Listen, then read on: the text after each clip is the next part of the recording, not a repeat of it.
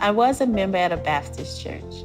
I ran into her nun named Sister Teresa. She asked would I like to volunteer to work with her and the children. And I said yes. After a while going with them, she asked would I like to become a member of the Catholic Church. And I said yeah. I felt very welcome to the family.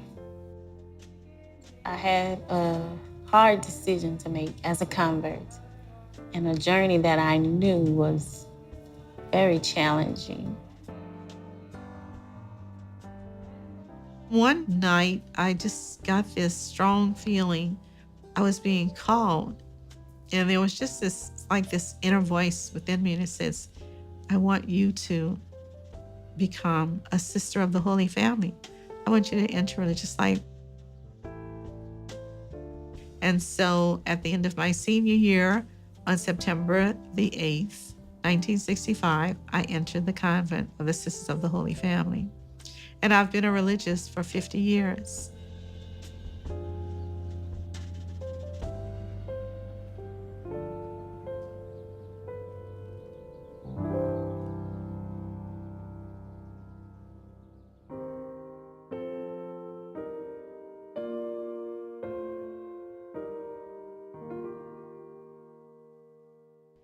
Henriette DeLille was the great-great-granddaughter of an African slave whose name was Nanette. Nanette worked in the master's house. And after he died, she purchased her freedom from his son.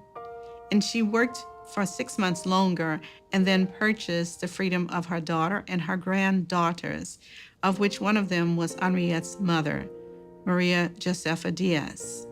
And so because her mother was free, this meant that when she was born, she was also free. And she was known as a free woman of color. During the time she founded the community was slavery. There were 3 classes of people here in New Orleans. You had the white free, and then the free colored people, and then the slaves. And of course, her heart went out to the poor and the slaves. And she founded the community to help the elderly and the poor, because a lot of times when the slaves got too old to really work, then they were just put out. So they needed somebody to help them out.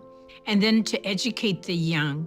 And all of this was so that the gospel of Jesus could be preached to the world. Her family actually disowned her because she would not take advantage of what they considered the privileges among them. And she had a hard time. It was unthinkable, a woman of color being a nun. The white women were looked on as pure and virtuous, but then the colored women were not.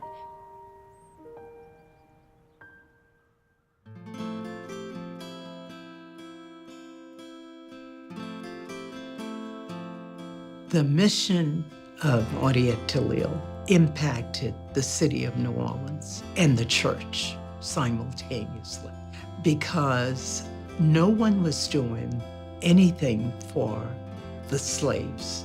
She picked up slaves off the street and fed them and clothed them and housed them with the establishment of the nursing home, which is the oldest continuous nursing home in the country, and she started this work.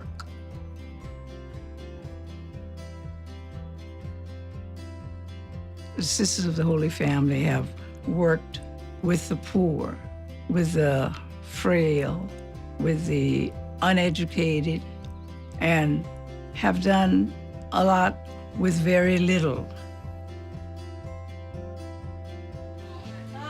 Okay, you didn't get to Mass today. All right, where are you from?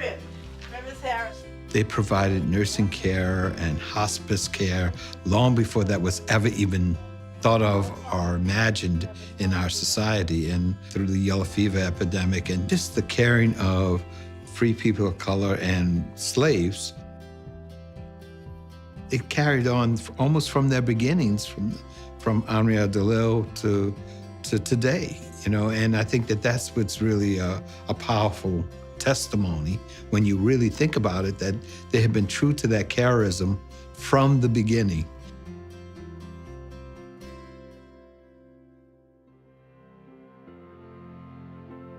as a sister of the Holy Family, to live my life authentically, I have to be constantly in tune with Jesus and how Jesus responded to the needs of the people of his time.